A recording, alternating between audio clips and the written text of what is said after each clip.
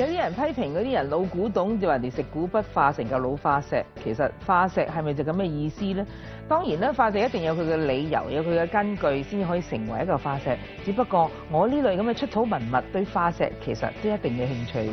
喂，阿龍啊，化石其實喺一般人嘅心目中，只不過係一嚿遠古的石頭，咁啊流到而家咁。咁正常地喺地殼上面嘅嘢咧，好 keep 得下㗎。咁通常地殼有變動啊，唔知點解又會突咗嚿石頭出嚟，大家望下，咦呢嚿好嘢喎，化石喎，係咪就係咁樣？所以化石我哋先會得以發現到佢出嚟咧。都可以咁講嘅。咁其實唔係所有岩石都揾到化石嘅，即係岩石都要，如果揾化石，佢都要認識嗰個岩石個結構啦。啊，即係唔係嚿石都可以成為化石？唔係㗎，唔係，因為岩石有分3大類型。係。一種係火山岩啦。係。一種係沉積岩。係。另外一種係變質岩。基本上火山岩咧係唔會揾到化石。係。所以通常我哋要揾化石嘅時候，基本要對嗰個地質啊、岩石會有基本認識。OK，即係拎走咗火山岩，其實嗰啲沉積岩或者變質岩都有機會揾到。呢兩樣都有機會有，但係主要都係沉積岩，因為沉積岩係保存得最好，同埋通常啲化石都係保存。因為講個名好清楚啦，沉積岩，即係話完全明白咗件事啦。嗱，其實要幾多年或以上，我當古董鑑證一樣啦，先至可以稱得為化石咧？其實喺古生學嚟講咧，冇話一個劃一標準嘅，因為視乎每一件化石嗰個地理環境、嗰個石化過程需要幾多時間咧而定嘅。但係如果真係俾條線佢嘅話咧，可能用1萬年左右啦。1萬年。即係古生物學理論嚟講，有一條線叫1萬年，就係叫做全新世。呢條界線就係喺1萬年以前就係稱之為化石，1萬年到現在嗰啲叫做現生生物。啊！我突然間覺得，我以為除咗將呢一份愛情若要俾一個年期佢，我稱之為1萬年嘅話，原來化石真係可以同愛情可以相提並論啊！因為嗰種堅定不移啊要。喂，其實如果係咁講，要1萬年以上，咁我諗啦，咁即係話，如果我哋揾到一嚿化石出嚟，通常呢嚿化石上邊係一定要有一啲痕跡，令到我哋知道佢咪就一嚿化石。係咪往往就係好多時我哋見到嘅啲唔同嘅生物喺上邊嘅一啲圖案啦，我叫佢做，其實應該係佢個遺體啦。係遺體啱。佢個遺體啦，係啦。即係如果相傳耶穌有塊裹屍布，咁嗰個係裹屍布，就睇到佢個輪廓嘅話，嗰個咪就係一個證物啦咁樣樣。咁其實所有嘅化石，尤其是呢啲嘅史前化石咧，其實都係一個年代生物上面嘅一種證物嚟嘅啫喎。冇錯冇錯，其實每個我哋點樣知道佢係化石啊？頭先我講過啦，我哋根據翻個岩層啦。如果岩層係基本揾到裏面嘅生物咧，一定係化石嚟㗎啦。咁至於佢個年代咧，話點知佢幾耐？咁呢個就係其實就係同呢個地質有關啦。因為其實每個地層咧，基本上都有一個年份。呢個係地質專家會通常會定一個年份啊。咁通常我哋揾到呢個地層揾到係咩年代咧，我哋就知道係屬於咩年代嘅化石。大致上就係咁樣咯。但係有時調翻轉，有時會用翻化石去定嗰個地質個地層年代嘅，即係好特殊嘅條件之下會咁樣，你會調翻轉係用化石去定嗰個地層時間。哇！你講到咁特殊，我喺度諗啦，咁特殊嘅嗜好，你點解會有嘅？其實好細個已經中意大自然嘅嘢，同埋中意啲石頭啊，覺得石頭裡面會埋藏好多嘢。但係嗰時仲未識分咩叫化石，唔知嘅。但係總之覺得呢啲就係一啲大自然嘅好有興趣咯。咁覺得可以睇翻史前世界嘅嘢，因為而家其實史前嘅世界好大嘅。我哋而家現代地球生物都睇唔晒，有時好多時都有新發現啦。但係其實古生物咧係比而家嘅生物多出1,800倍唔止，應該話90%以上生物咧都係史前嘅。亦即是話，而家我哋見到只不過係可能係得翻1% 都冇，所以其實我哋可以探索嘅範圍咧係好大好大好大，因為可以探索去到成30幾億、40億年前可以去到。人類都未出現啊！我懷疑係咯，絕對係啊，即係咯。喂，如果係咁樣講，嗱，你嘅第一次接觸化石就因為父母買咗一個三葉蟲嘅化石俾你啦。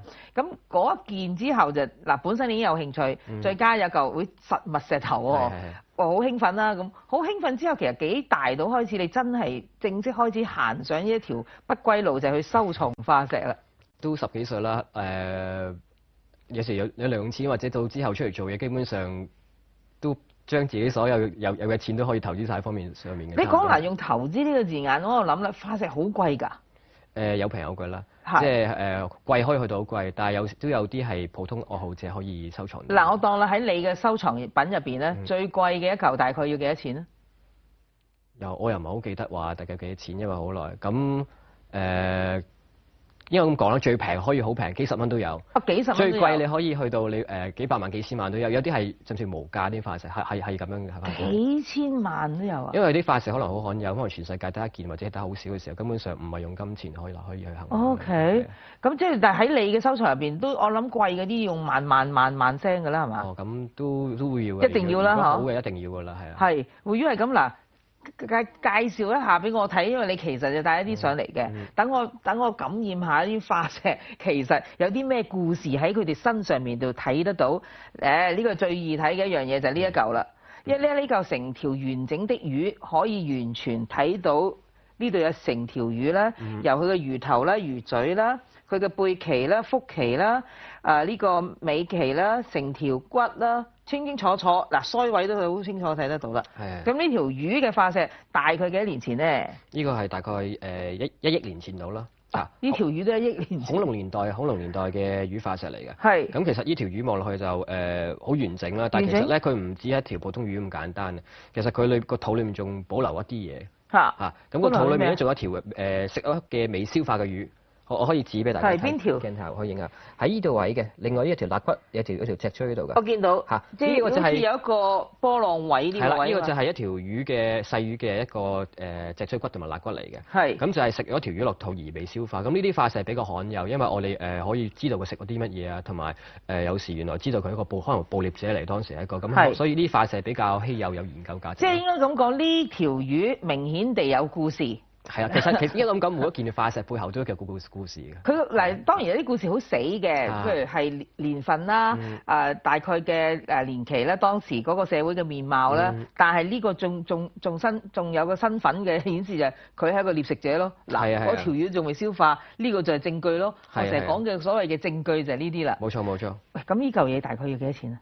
呢個嘢當時係同朋友手上揾翻嚟嘅，係啊，即係因為唔係每件化石都可以用錢買，亦都唔會咁多錢可以買到，有啲係自己揾，有啲可能係同朋友手上交換啊。揾，我想話可以有得揾嘅咩？揾都可以嘅，有。去邊度揾啊？如果係咁每件化石都係人揾出嚟㗎啦。我以為係有一啲 dealer 會即係有，即係其實我哋專門發掘化石的商人咧、商販啦，我當嗰啲，咁佢揾到咪拎出嚟賣咯咁樣。其實化石來源我哋收藏來源好多嘅，咁有啲係自己去產地收集啦，有啲要自己揾啦，有啲係來自世界各地嘅做研究化石或者收藏化石嘅朋友手上，而一個圈啦，我哋可以咁講。咁其實唔同途徑，好多唔同途徑。嗱，我有疑問啦，咁啦，如果你要話佢要揾化石嘅話，咁要去啲乜嘢嘅地方？咁當然你話先了解個地質環境啦。如果佢係沉積岩嘅，咁就包你揾得到啦。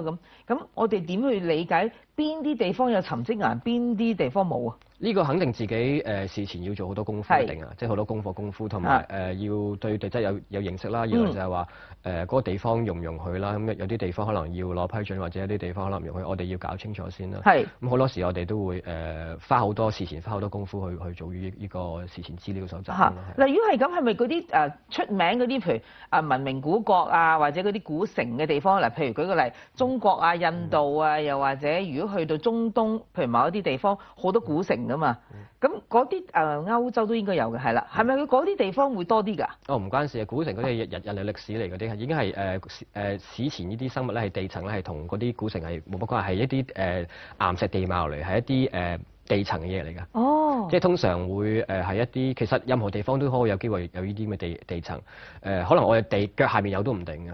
不過我哋見唔到，因為起晒樓，所以通常咧會係一啲山嘅地方或者海岸邊地方度會揾咧，山區或者山頭嘅地方。山區即係越多山區，即係越原始嘅地方咧，應該簡單啲。自然地方啦，係啦，即係冇乜點發展。啱啦，即係先至可以暴露到出嚟俾我哋見到。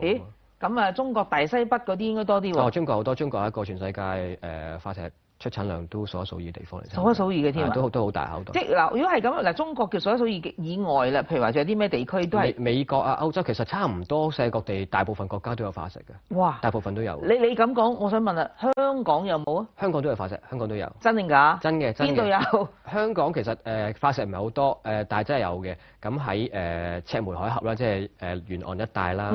主要喺新界區同埋喺西貢啊，另外去東邊去到東平洲都有東平洲，另外大嶼山都有幾個地方都有化石嘅。你試過去嗰啲地方揾啊？我哋去考察咯，因為香港其實唔俾玩化石嘅，咁但係有時我哋去考察地質，因為本身我都有時會參與啲地質嘅考察工作，咁有時都會考察過程有時都會留意咯，都係會留意下。咁有冇試到執到一嚿半嚿翻嚟啊？都會見過有㗎，即係香港有某幾個地方都幾多化石嘅，係啊。我想問下香港係容唔容許你嗱？我一見到一嚿化石攞翻屋企，容唔容許㗎？其實咁樣唔可以嘅。啊，唔可以嘅。所以通常如果大家喺野外喺香港發現到化石，最好就交去通知漁護署或者就地質嗰啲部門咁樣去等佢唔好掉佢啊嘛。係因為好有研究價值嘅香港化石。係啊，咁佢了解翻香港嗰個生態，即係史前嘅歷史史前歷史係個地質嘅歷史生態個改變有冇改變啊？即係嗰啲嘢咯。係啊。哦，咁呢個幾好玩喎。係啊，幾得意嘅。係咯，咁你喺香港見到啲乜嘢嘅類別嘅化石啊？見過植物啊、昆蟲啊，植物為主咯，同埋一啲海洋嘅生物啦。因為香港嘅化石主要係海洋生物為主啦。咁始終係頭先你講嘅地方，全部都同個海岸線有關，都係啲島嘅問題嚟咯。呢個唔關事，呢個係後期形成嘅。咁個地層可以係陸地形成，之後變成一個島都得。呢個就冇關係嘅，呢個冇關係。咁啊真係刺激喎！係啊。係咯，咁如果係咁啦，既然係咁，我講咗條魚，我當然仲想睇落去嘅係呢嚿比較特殊啲喎。或者我繼續樣介紹啊，或者介紹啲常見先咧。常見嘅。好似呢個叫做菊石化石嚇。菊石化石。咁菊石化石係一種比較有代表性同埋全世界都揾到嘅，咁係一種軟體生物。咁佢大殼嘅，咁通常化石咧係軟體部分保存唔到，剩翻啲殼。咁咧我哋見到係一個個殼咁樣啦。咁其實佢已經絕咗種啦，雖然望落去好熟口面。好似個螺咁啫嘛。係啦，咁佢近親就係而家嘅鸚鵡螺。鸚鵡螺，但係其實菊石已經絕咗種，喺6500萬年前咧同恐龍一齊絕咗種㗎啦。咁菊石咧就品種有過千種啊，咁佢全世界差唔多全世界都有，香港都揾過，香港都有，所以呢種係比較代表性嘅菊石啦。咁呢個係喺英國發現嘅，喺侏羅紀時期，大約係2億年前到啦。咁係成群見到有成個石板上面有好多個嘅，好多個滿晒嘅。咁呢個係一個比較有代表性嘅。所以頭先你講呢個1億唔係1萬年前1億啊，1億。呢個1億年前，呢個2億年前。係啊，接近2億呢個。我突然間覺得愛情真係算得啲咩嘢啫？你只能夠俾1萬呢個年期佢，翻轉頭睇更遠古嘅生物啦。喂，阿龍啊，你講到咁神奇，其實嗰個進化嗰個嗱，好多史前生物，佢本來就係一隻曉行曉走嘅嘢。我條魚係曉游水，嗰隻恐龍又曉行。嗰塊葉本來都喺棵樹上邊，好啦，佢唔覺意跌咗落個地下，喺嚿石頭上邊，又或者嗰個龍嗰條恐龍死鬼咗。喂，有冇恐龍化石啊？突然間醒起，點會冇咧？恐龍化石最出名㗎嘛，點會冇咧？幾大嚿啊？恐龍化石其實最細可以一隻雞仔咁大，去到最大可以去到成幾十米、30米。即係成埲牆咁大㗎啦，要幾十米都有㗎，最大。係咯，我知好大咯，即係話。係啊。係咯，即係突然間諗下，哇，好完整喎要。其實反而調翻轉恐龍咧化石咧，通常發現都唔完整嘅。一定唔完整啦，因為太大。完整化石其實好難揾到，通常都揾啲骨骼啊、牙齒碎片，即係如果真正揾到有7-8成以上嘅都好難得。7-8成以上都好難得，你聽落去都係，你仍然想像到嗰種困難啊！保存到係啦，咁其實點樣可以睇到，即係佢哋嗰個過程最終就成為咗一嚿化石？嗱，如果閒閒地呢度都講緊1億年、2億年。即係應該話嗰個形成過程啦。係咯。其實化石唔係每樣生物都可以變到化石，係好困難嘅。咁好多人以為化石係啲生物啦，即係死一個石頭。死一個石頭啦。其實唔係嘅，錯個觀念錯。化石係同岩石同時間形成嘅。咁首先化石係咩環境形成？通常係啲頭先講過沉積嘅環境啦，譬如湖泊啊、河流啊、海洋咁嘅地方啦。咁通常啲沉積物，譬如有啲岩石風化物啊，或者沙泥咧，咁樣長時間沉積嘅時候咧，就有時可能會夾雜咗啲生物喺裏面嘅。咁我以一個例子為做個例子。好啊。譬如一個恐龍化石啦，依幅咁啊，佢死嘅時候可能喺個湖泊上面度死咗，或者河流啦。咁死咗之後咧，必須要經過即刻迅速埋藏，譬如俾沙泥啊或者要埋藏，因為如果唔埋藏咯，佢可能會分解或者俾人食咗啦，咁所以就一定要埋藏。埋藏咗之後，通常咧嗰啲軟組織都會分解咗，譬如啲肌肉啊、內臟啊，咁剩低一啲比較抵抗性較強。就骨骼咯。譬如骨骼啊、牙齒啊，或者有啲動物教學，通常會保存咗呢啲。咁保存落嚟之後咧，就要經過一個過程叫石化過程。石化過程。因為呢個過程好緊要，如果進行唔到咧，化石係保存唔到。石化過程係指骨骼即係硬體部分咧。即係依家。係啦，依家啦，就俾啲礦物質填充或者取代咗，變成即係一個有大礦物質嘅嘢。雖然佢係改咗，但係佢結構同埋咧外形全部都保存到。OK。咁到最後咧，佢埋藏喺地下之後咧，咁其實應該地底㗎嘛，咁我點揾到咧？係啊。可能經過幾千萬年或者幾百萬咯年之後，可能地殼變動嘅時候升翻上嚟嘅時候咧，咁可能暴露翻俾我哋風化啲岩石風化或者有人為挖掘咧，就可以揾翻出嚟。其實大致上就係咁，但係其實化石嗰個形成嗰個機率係好低嘅，即係並唔係每一件化石，可能有啲專家可能推敲過，可能100萬個遺骸先有一個可以保存到。即係呢條魚可能就已經有100萬條魚死咗，可能唔止添嘅，因為其實好難先至有一個有機會形成一塊。仲要你揾到喎，因為佢保存到你未必揾到。放眼望落去，有啲我都睇唔明嘅嘢，呢嚿咁嘅爛石頭係咩嚟嘅？可以再介紹下。其實化石除咗頭先谷石係比較常見之外咧，另外仲有一種魚化石，其實歷史都好長，仲耐過恐魚係仲。唔係呢嚿嘢應該上啱啊！先呢個上邊。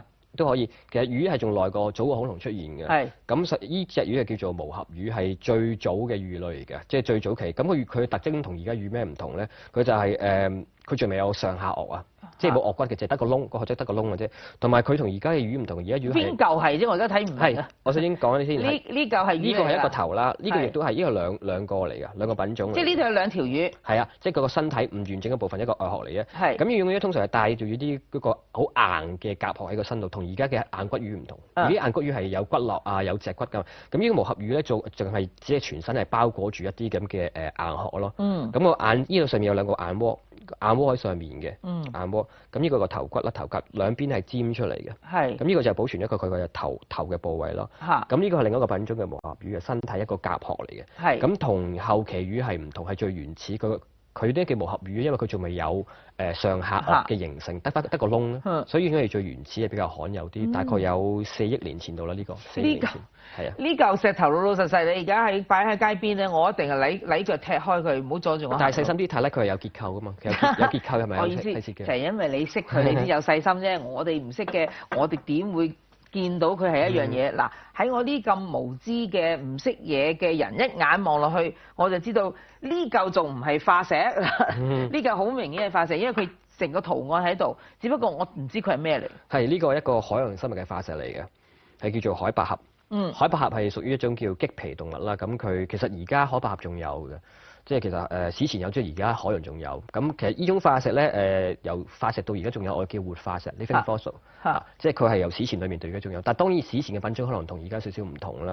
咁但係佢就好似一朵花咁樣咯。咁有個冠啊同埋莖咁樣啦。咁又好似一朵花，所以叫海百合。但係其實佢唔係花嚟嘅，係屬於棘皮動物，係同嗰啲海參啊嗰啲海星係屬於同一科嘢。如果係咁嘅龍啊，咁海洋生物嗰個保存會唔會容易過陸地？譬如我想舉個例係，譬如恐龍，真係實在不存於世啊，所以佢咪慢慢被淘汰咗，揾唔翻嘅啦嘛呢啲嘢。海洋其實嗰個成個海底嗰個生態，如果唔係有大嘅地殼變動嘅成咧，其實佢哋容易保存翻佢哋嘅原有品種噶嘛。某啲係啦，其實我哋講嘅活化石咧係好少數啊，全世界可能唔係好多係仲有，大部分90%以上已經滅絕咗。都滅絕嘅。即係只不過咧好僥倖或者可能個生命力好強嗰先至保存到現在咯。其實嗰啲係好少。都好少。係好少。我以為海底會好啲，原來都唔係。全世界都有咁艱難啊！即係話。係。我即係話知你做海洋生物定係做陸地上嘅動物，定係做鳥，定係做塊葉？其實一樣嘅，因為嗰個地球變遷、嗰個環境個變遷，可能係個競爭食物鏈，亦都可能有氣候問題，都可能令到佢滅絕嘅。所以呢個係所以我唔好 take it for granted。喂，呢嚿有咩咧？莫名其妙一個。可以介紹喎。咁收藏化石嘅人，好多人都會認識呢個係咩？呢個叫做呢個係鯊魚牙化石先。你知唔知係咩鯊魚牙化石咧？鯊魚牙？係啊。有冇咁大隻牙？係啦，冇錯啦。咁呢隻鯊魚牙咧個品種叫做 Megalodon， 咁係中文有啲人亦叫做巨齒鯊啦。咁佢係大概出現喺1000萬年前度。1000萬又唔係好耐啫喎。係啊，但係佢嘅 size 係比而家大白鯊大起碼1倍以上。有成20米嘅。我認為佢點知第一倍啊！我而家我間唔時都睇某一啲動物台嗰啲咧，喂嗰啲動物台牙齒可能係1、2寸、2寸咁樣。幾大隻？你咁大隻到啫嘛？佢大好多㗎，成個手呢隻已經唔係最大，已經係隨意一隻手掌咁大。咁可以想象一下佢嘅口，如果擘大嘅時候，可能係成2米、成層樓咁高，可能一啖已經係好容易吞落肚。係咯。即係好巨型，超過20米。哇！比而家大白鯊，而家大白鯊已經有成10米8米啊嘛，佢係大1倍嘅。咁佢哋咪好醒目咯？我意思係啲鯊魚嗱，如果佢唔縮細佢自己咧，佢一定係會滅絕嘅。所以就話史前生物咁大，但係點解佢會滅絕咧？就亦都可能係因為佢個體型問題。體型問題。因為體型太大，可能佢需要嘅食物亦都要相對多。係咯。所以可能當個海洋冇咁多生物嘅時候，佢會滅絕。所以體型大唔一定係成功。係啊，所以我就覺得呢件事都參考緊呢樣嘢，我係咪應該要 trim 單自己咧？係啦，喂，如果係咁，嗱呢嚿，我唔係好明白點解呢嚿嘢咁明顯嘅可以？呢個係一個三葉蟲嘅化石啦。嚇！三葉蟲化石亦都係除咗谷石之外咧，同埋恐龍之外咧，最有代表性嘅古生物嚟嘅。咁基本上古生物嘅愛好者一定知道呢個三葉蟲，因為佢係比恐龍更加早出現嘅。係。而且仲恐龍之前而出現已經絕咗種㗎啦。嚇！佢品種亦都比恐龍多，所以係一個好有代表性，過萬種啊！可以過萬種。咁可以介紹下三葉蟲個特徵先啦，好簡單。咁點解叫三葉蟲咧？因為佢身體咧分為左、中、右3個部位，即係全部大致上都係咁樣嘅。中間凸起，另外兩邊有2個側葉。係。咁另外有個頭部啦，頭殼喺前面，兩邊有一對眼睛。係。咁所有三葉蟲大致上都係有呢個特徵嘅，但係品種好多，可以有啲係有刺、有角啊咁樣咯。咁呢個係屬於一個泥盤紀時期，大約4億年前喺美國發現嘅一種三葉蟲啦。咁呢個係4億啦。呢個4億年前嘅。咁呢個岩石嘅就比較清晰啲啦，呢個係叫石灰岩啦，保存嘅化石係比較靚啲石灰岩。我有個疑問啊，點解佢可以有兩種顏色啊？嗱，你嗰條魚喺嗰度，我即係睇唔得真咁滯嘅。係。嗱，呢個只係睇到佢個骸骨嘅剪影，對我嚟講叫剪影咧，等於係。點解你呢個係淨立體？視乎地層啦，呢個就係有啲地層可能係嗰個條件唔同，有啲可能顏色都係取決於個地層同埋嗰個立體程度，有啲地層可能個受壓個壓力強咧，就可能會壓得扁啲咯。所以佢好彩就得到個咁好嘅。所以呢啲係好難得，所以每個產地出嘅化石咧，除咗品種唔同之外，個保存狀況都會唔同咯。哦，咁呢個係咪算罕有㗎？都算呢個品種唔算罕有，但係就保存得比較完整嘅，幾難得。保存。呢度有2隻咧，一對咁樣幾完整。好完美，好完美。喂，如果係咁啊，咦？咁呢個係咩嚟㗎？呢個算唔算係化石啊？呢個都係我其中一件最中意嘅三葉蟲化石啦。呢個係三葉蟲啦。呢個咪有刺咯？係啦，呢個另一個品種。咁呢個品種咧就係都係特徵一樣，都係有左中右咁，但係佢全身有刺，同埋佢點解會咁完整有啲刺？其實佢發現嗰時唔係咁樣嘅。咁呢個化石罕有在咧係除咗佢完整之外咧，仲係嗰個手工。手工點解咧？因為其實化石發現嗰時係完全成個化石俾岩石包住咗嘅。咁佢要將每條刺清理咗出嚟，即係經過好高技術同人工好長時間去清理，逐條刺去清理出嚟嘅。即係要鑿開嚿石先逐條刺清理晒啲岩石，再擺翻上去。所以其實呢件化石本身保存得完整，有刺保存得完整已經好難得，再加上嗰個手工咧，個手工咧係可能係搞成個月嘅，可能隨時係。係。所以呢件係除咗係一個化石嚟睇之外咧，你可以當係一件工藝，即係一個藝術品啦。當然佢唔係工藝，係天然啦。係天然。其實嗰個價值唔止係在於研究，可能係佢整體嗰個心機啊。咁呢嚿嘢個產地邊度㗎？呢個係摩洛哥嘅。摩洛哥發現嘅三葉蟲化石係比較出名嘅。大概有3億幾年度咧，呢個產地大概有。OK。喂，呢嚿嘢係咪喺你呢堆入邊最貴啊？我想問。都唔算係。都唔算係。都差唔多，即係我喺我心目中呢個價值都算幾高，因為唔係用金錢，因為佢個完整程度同埋嗰個手工咧係可遇不可求，呢啲真係。OK。嗱，最後我見到呢盒咧係咪鹿茸啊？你連鹿茸咩嗰啲鹿尾巴嗰啲都拎埋嚟俾我睇啊！其實佢似啲中藥材鋪嗰啲嘢。呢個咧就係一個即係最多人中意恐龍化石啦，即係望落。呢個恐龍？係啊。咁其實恐龍化石比較大，所以今日我帶唔到嚟，只可以帶啲比較輕嘅細少少。咁呢個係一個恐龍牙嘅化石嚟嘅。又係牙嚟嘅。恐龍化石。咁呢兩隻恐龍係嚟自兩隻恐龍嘅。咁都係嚟自全世界最大嗰兩三種嘅肉食恐龍，分別係 Spinosaurus 就係激龍啦，就係《侏羅紀公園》第3集。右邊呢隻比較幼呢隻就係激龍。係。咁佢係全球最大嘅肉食恐龍。即係侏羅紀公園主要嗰隻主角嗰種品種。第3隻係啦，嗰個品種係啦。咁佢係最長嘅肉食恐龍，可以有去到18米嘅。係。咁呢個就係右邊。呢隻就叫做沙齒龍，沙齒龍亦都係排第2、第3度啦，都係最大嗰2種。都係肉食恐龍。係啊，所以佢牙齒係非常之大嘅。因為佢唔夠大，你點食嘢咧？係啊，同埋肉食恐龍嘅特徵就係好簡單，就係牙齒係尖嘅。就係 OK，尖嘅。嗱，如果喺玩化石嘅呢個過程咧，呢超過20年嘅歷史入邊，你喺化石身上邊學到啲咩嘢咧，阿龍？首先其實呢樣嘢本身係一個好有益嘅嘢，即係本身係一種好科學嘅嘢嚟嘅。喺佢身上可以學習到睇翻以前嘅世界啦，因為其實我哋喺書本裏面係學唔到呢啲嘢嘅。即係可以睇翻以前嘅世界個環境嗰個演化有啲咩生物啊。另外都會對人生都有啲唔同，因為其實化石頭先我哋都睇咗，隨便一件都幾千萬幾億年，有啲可能再耐啲幾十億年。咁其實對比翻自己嘅人類，覺得嗰個好渺小，即係覺得個時間好短暫咯，覺得係咁樣咯，係啦。當然啦，如果喺愛情前邊，你一定要加個年份，又有1萬年，大家已經覺得哇刻骨銘心、浪漫到爆炸。原來喺化石面前，閒閒地都講緊3億年、4億年，愛情算得係咩嘅時候？係啦，倒翻轉問一個問題：究竟我哋人類喺呢個世界、喺呢個宇宙洪荒入邊所佔嘅位置，係咪就其實等於嗰一粒紅塵呢？